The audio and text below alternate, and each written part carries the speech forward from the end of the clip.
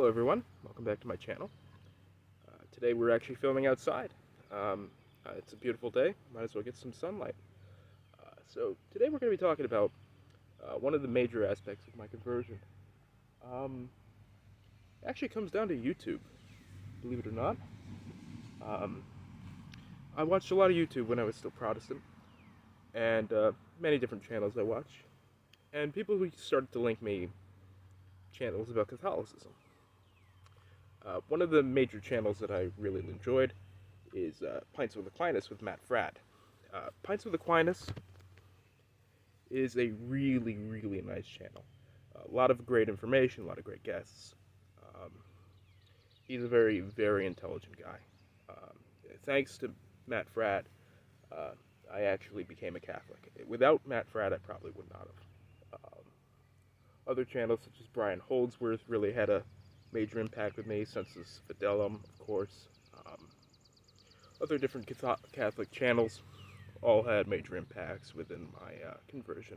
And I did watch other Protestant channels like Mike Winger. I watched a lot of, and I agreed with most of his content on things when it comes to like Jehovah's Witnesses and Mormons.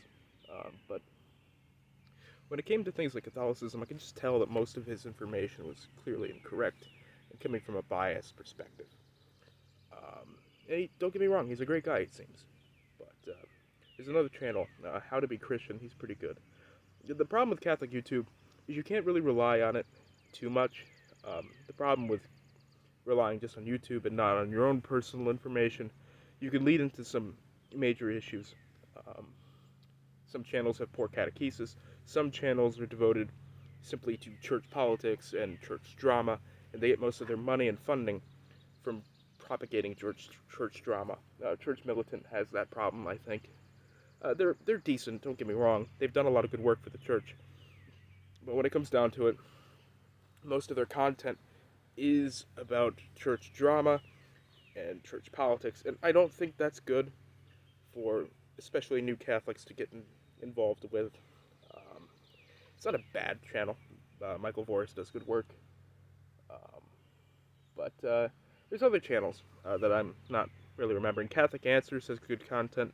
Some of their content's pretty good. One of their videos on apostolic succession is pretty good. I'm blanking on a few of them.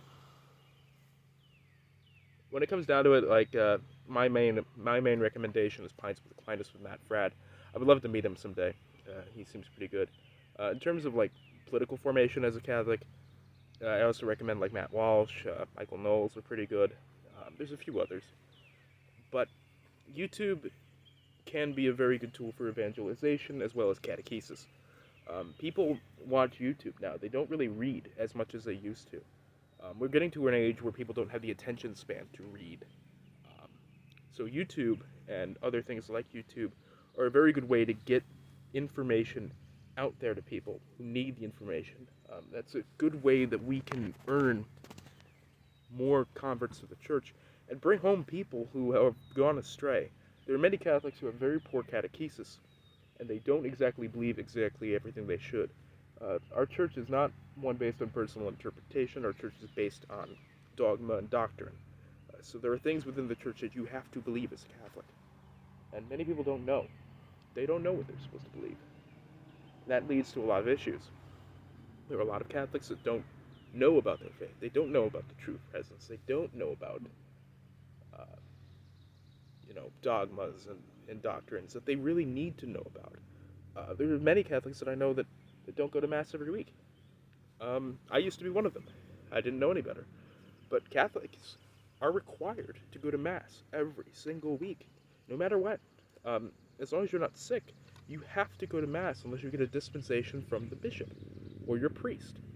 So Mass is required, and a lot of people don't know that.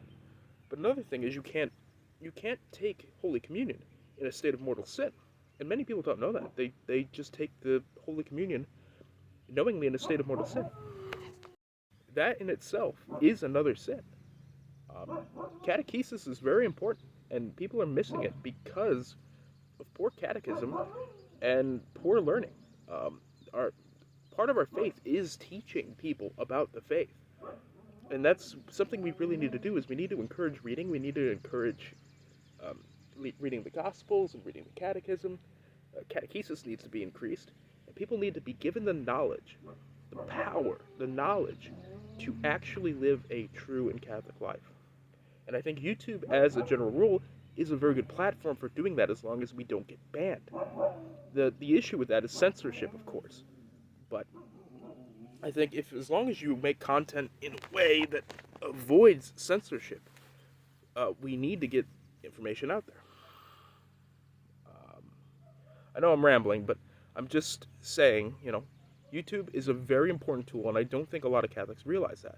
A lot of people just think that we can do the old book and paper, and I don't think that's the way forward. It's not. We need to utilize YouTube, the internet, and all this new technology to get the information out there to the people that need it. People are hungry for this information. And I've seen it myself, that as soon as you give them the information, they'll open their minds and their hearts to the gospel of Jesus Christ. And I think that's what we need to do.